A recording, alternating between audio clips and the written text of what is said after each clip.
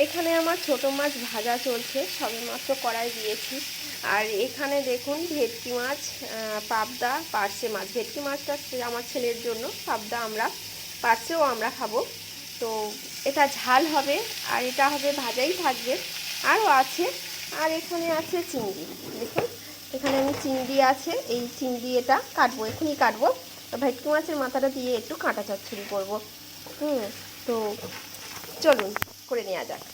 দেখতেই পাচ্ছি আমি এখানে কিন্তু মাছগুলো দিয়ে দিয়েছি, দিয়ে এগুলো কিন্তু আমি হালকা হাতে একটু কষে নেবো। আমরা যেরকম মাংস কষি সেরকম কিন্তু আদা রসুনের ওপরে মাছও কষলে কিন্তু একই রকমই খেতে লাগে, একই রকম কিন্তু একটু বেশ স্বাদটা বেশ ভালো আছে।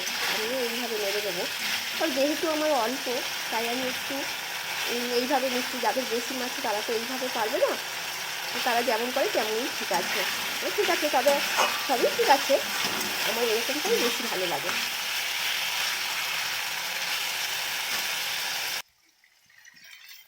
আমার হয়ে গেছে, এবার আমি জল দিয়ে দেবো। হ্যাঁ, এর থেকে বেশি কিন্তু আমি আর জল দেবো না, দেখতেই পাচ্ছ কতটা জল দিয়েছি। এখানে আমি মাছের ঝালটা বসিয়ে দিয়েছি, এটা ফুটে যখন তেল বেরোবে তখন কিন্তু আমি এই পার্শে মাছগুলো দিয়ে দেবো। আর এখানে আছে চিংড়ি, এগুলো আমি কেটে নেব। আমি কিন্তু এখানে কড়াইয়ে 5 ফোড়ন আর পেঁয়াজ দিয়ে ওপরে চিংড়িটা দিয়ে দিয়েছি। চিংড়িটা ভালো করে ভাজা হয়ে গেলে আমি কিন্তু সবজি দিয়ে দেবো।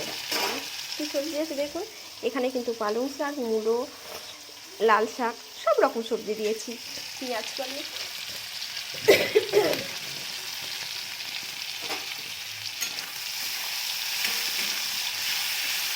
দেখুন আমার কিন্তু ভাজা হয়ে গেছে। আমি কিন্তু বেশি ভাজবো না, বেশি ভাজলে না চিংড়ির ময়েশ্চারাইজারটা নষ্ট হয়ে যায়।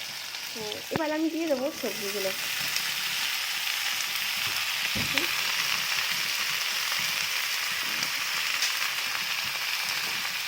দিয়েছি, এবার ভালো করে এটা আমি কষিয়ে নেবো। এখান থেকে কিন্তু জল বেরোবে, এই জলেতেই কিন্তু আমার হয়ে যাবে রান্না। এখানে কিন্তু আমি লবণ, হলুদ, জিরের গুঁড়ো দিয়ে দিয়েছি।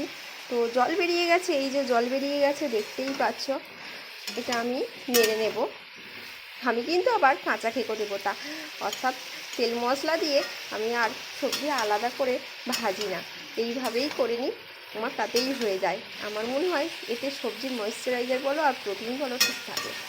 আর দেখুন এখনকার অবশ্যই সারের সবজি, সেই সবজিগুলো আপনারা একটু গরম জল করে নিয়ে সবজি কাটার পর সেই গরম জলে ছেড়ে দিলেও সারের যে ক্ষতিকারক কেমিক্যালটা সেখান থেকে বেরিয়ে যায়, কিন্তু খুব একটা খারাপ হয় না।